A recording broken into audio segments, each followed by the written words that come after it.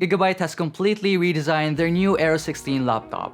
It now has a bigger 16-inch display with super narrow bezels, a beautiful redesigned chassis, and now with a more powerful editing performance with the new Intel 12th Gen processor. I enjoyed using the Aero laptop for a few weeks now, and I think it's finally time to share to you guys my review of the Gigabyte Aero 16 Creator laptop.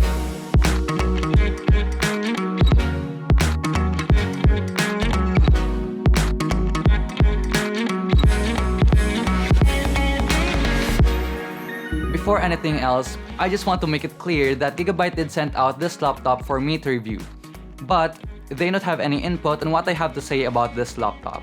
So as always, expect me to provide you guys my honest review, and rest assured, I'll be sharing the things that I like and the things that I don't like about the Gigabyte Aero 16. Right off the bat, this laptop is specifically made for creators. So if you're a videographer, photographer, graphic designer, or if you're an artist that casually uses creative apps like Adobe Photoshop, Premiere Pro, and Lightroom, you might want to stick around till the end of this video to get to know more about the new Aero 16, as this might be the best laptop for you. So first, let's unbox this together.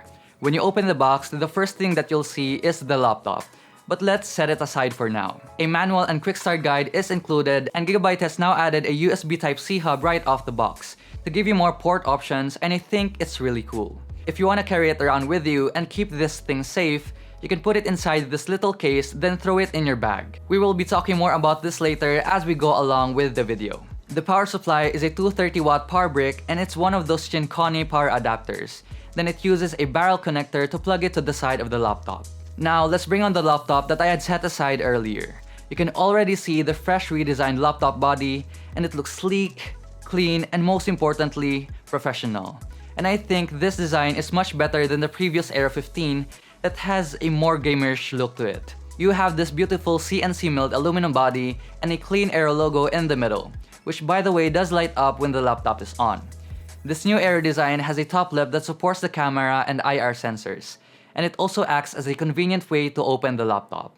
I don't know if you guys can still remember, but the previous Aero 15's hinge was super wobbly, but for this laptop, the hinge stays where you place it. You do have Windows Hello using the IR sensor to log you in, and a 720p webcam is found embedded at the top of the laptop, and it's no longer at the bottom, which was a huge problem with the previous Aero 15. The new camera placement showcases a better camera angle. However, the 720p resolution is not the best webcam to use, but as long as it works for casual video calls and meetings, then you're good to go. What is up guys, so I'm currently using the built-in microphone of the Aero 16, and I'm also using the built-in camera from the native camera app. I honestly think that 720p is not the best quality out there, but it is good enough. As for the bezels, the Aero 16 is rocking a 4-side super narrow bezel design. It is relatively a similar chassis to the previous Aero 15, but with a bigger screen. The 4-side super narrow bezel design not only gives you a more immersive viewing experience, but it can also reduce the laptop's overall size. With this new Aero, it is able to fit a 16-inch display into close to a traditional 15-inch laptop chassis, all thanks to the super narrow bezel design. This truly transforms the portability of the Aero, and I'm all in for that. Speaking of displays, we now have a 16:10 aspect ratio, and this fills up the entire screen space of the laptop. This new screen size is really helpful for us creators, as we could have more screen real estate compared to the previous Aero that only had 16:9 with a big chin at the bottom. As for the stunning visual display, the new Aero 16 is rocking a 16-inch 4K AMOLED display, and it looks amazing to see it in person. You have that deep blacks and accurate colors that is calibrated right off the box. Unfortunately though, this display still only has 60Hz refresh rate, but they do have a mini LED model that supports up to 165Hz for you gamers out there. I personally don't mind the 60Hz refresh rate, as I don't game a lot nowadays. I am more focused on the color accuracy and the 4K resolution of the display, as this is more important for me during photo and video editing. Now, let's talk about the new keyboard deck of this laptop. You guys know that I love a clean and minimal design, and that goes along with the new keyboard layout. Compared to the previous full keyboard layout that I was not a fan of, it was super cramped, and I find the keys very hard to locate because of its added numeric keypad.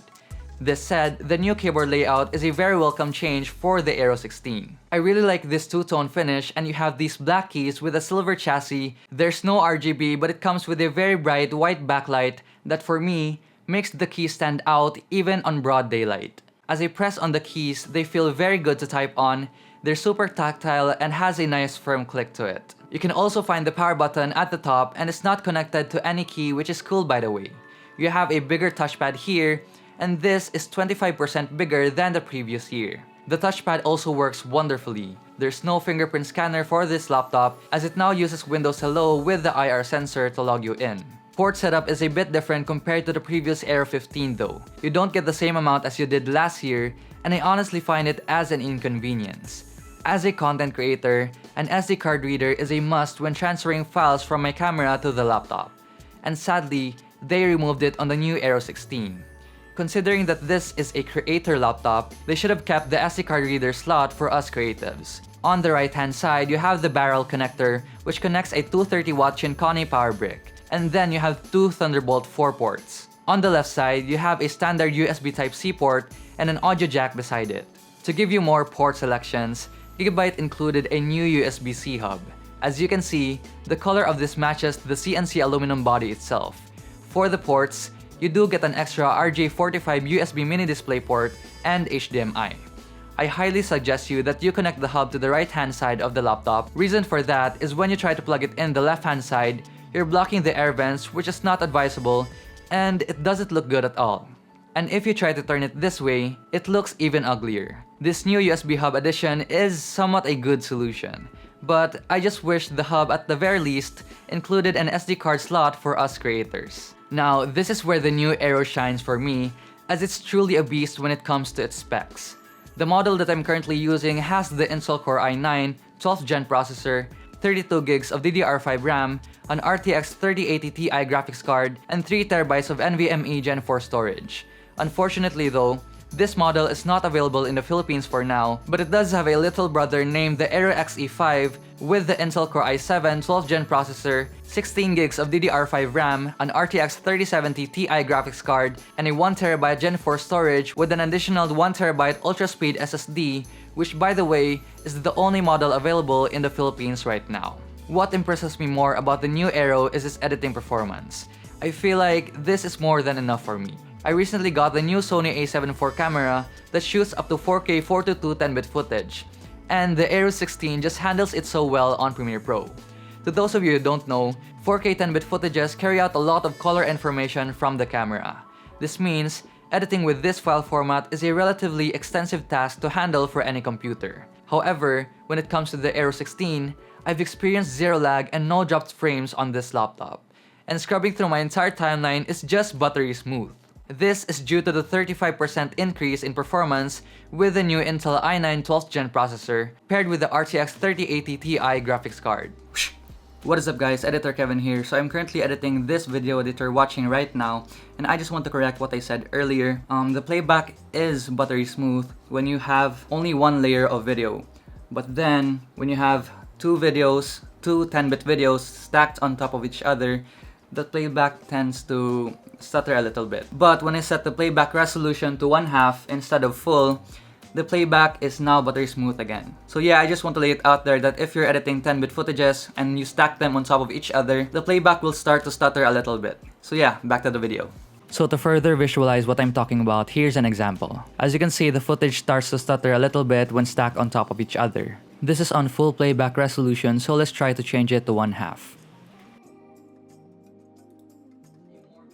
And now the playback is smooth again. Keep in mind that these are 4K 10-bit footages, and this is quite normal for any computer. Now let's get back to the video.